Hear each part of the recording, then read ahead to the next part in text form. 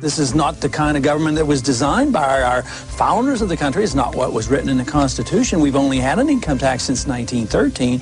But if you want a welfare state, and if you want to police the world and pay for the defense of Japan and Germany, send foreign aid to the Soviet Union, you not only need the income tax, you need the Federal Reserve to print up the money when the deficit is accumulated. So we think the government should be much smaller. During the next decade, the American people will become poorer and less free, while they become more dependent on the government for economic security. This country is in the middle of a recession for a lot of people. Michigan knows about it. Poor people know about it. The middle class knows about it. Wall Street doesn't know about it. Washington, D.C. doesn't know about it. But it's because of the monetary system and the excessive spending. It's no joke. He is America's last true statesman, and he has actually been saying the same thing for the past 30 years about what our federal government needs to do to serve the people. That is, namely, follow the Constitution. The Federal Reserve credit created during the last 8 months has not stimulated economic growth in technology or the industrial section, but a lot of it ended up in the expanding real estate bubble. This too will burst, as all bubbles do. How could it be that you knew this on the banking committee in 2003 and nobody else did until after the collapse? I certainly think it's about the most foolish policy any government could ever follow, and it leads to the Korea Wars, the Vietnam Wars, Marines being killed in Beirut, sailors being killed in the Persian Gulf. If we want to go to war, and if we should go to war, the Congress should declare it. We don't go to war like we did in Vietnam and Korea, because the wars never end. They're building up this case just like we did in Iraq. Build up the war propaganda. There was no Al-Qaeda in Iraq, and they had nuclear weapons, and we had to go in. I'm sure you supported that war as well. Okay. It's time we quit this. It's time. It's trillions of dollars we're spending on these wars. Afghanistan, how quickly would you bring the troops As quick home? as the ships could get there. It really says a lot that the politically aware people in the military, those that are paying attention and engaged in the political process, are supporting someone who advocates an immediate withdrawal. I got twice as much as all the other candidates put together on the Republican side, and even more than Obama got, which tells me that those troops want to come home as well, because they know exactly what I'm talking about. My name is Eric Knowles. I'm an Air Force veteran. My name is Jonathan Schaefer. I spent 6 years in the Navy. Hello, my name is Tony Marek. I served in the Army for 8 years. I'm Al Schlegel. I'm an 8-year Air Force veteran. Hi, my name is John Jones, and I'm a U.S. Air Force veteran. I have a cousin who's in the Marine Corps. He spent 18 months over in Iraq. A war based on a lie. There's great reason to have hope for Ron Paul's candidacy, as he's the only veteran in the Republican primary right now. The only representative in Congress that takes his oath to the Constitution and the rule of law seriously. You sign up for the military and you sign the dotted line. You're there to defend America and the Constitution, and Ron Paul is the only person that's been doing that for a while now. I support Ron Paul because I believe he's the only candidate with the fortitude to actually stand by the Constitution. I took an oath to support and defend the Constitution, and he is the only elected representative that actually takes his oath seriously. I think he's dead on when he talks about the Federal Reserve System.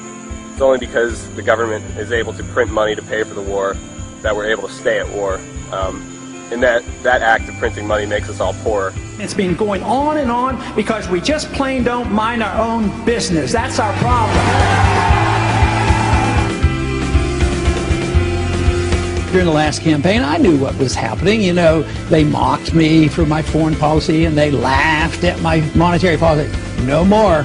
President Obama has 42% of voter support, and Representative Ron Paul, 41%. Wow! I see a fantastic movement at the grassroots. This man brings together people of all races, all socioeconomic backgrounds, all political affiliations, because freedom is truth and truth is power, and we can live and be free in this country if we believe we can.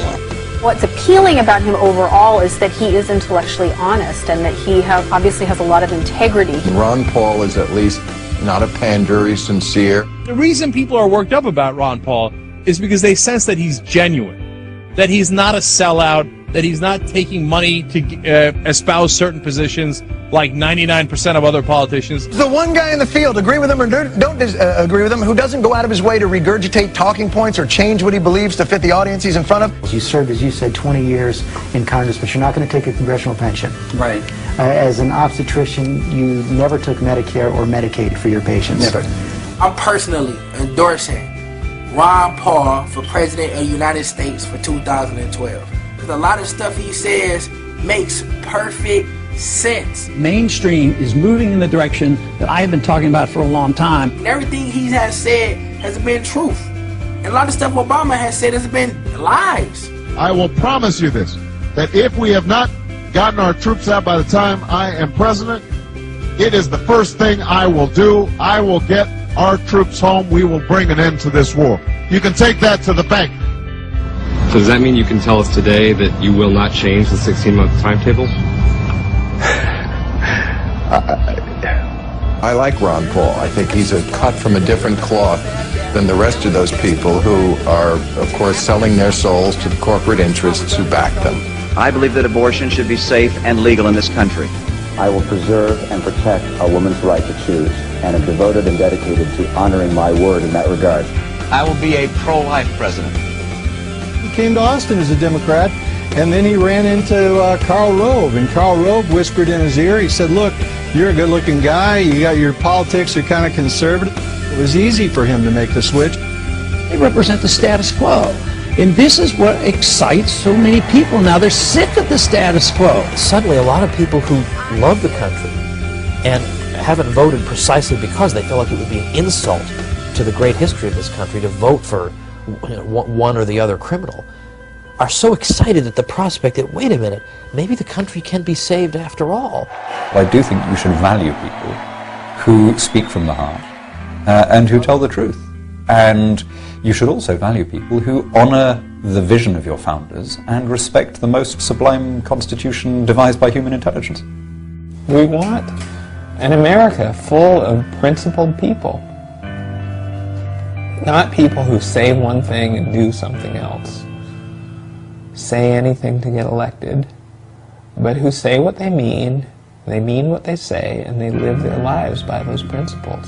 Ron Paul has been consistent for more than 30 years, and he's been absolutely right about the most important issues facing this country today, which means that when he's elected, we can trust that he'll actually do what he says he's going to do, and that what he does is actually going to work.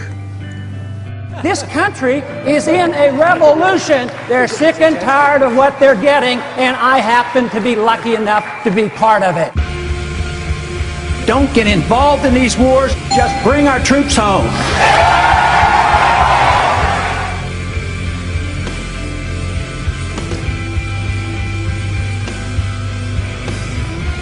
There is absolutely never a reason to give up 1 ounce of freedom for the sake of security. It won't work.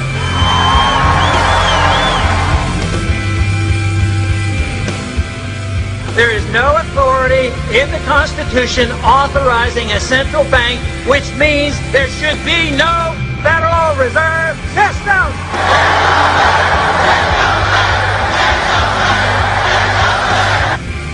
An idea whose time has come cannot be stopped by any army or any government.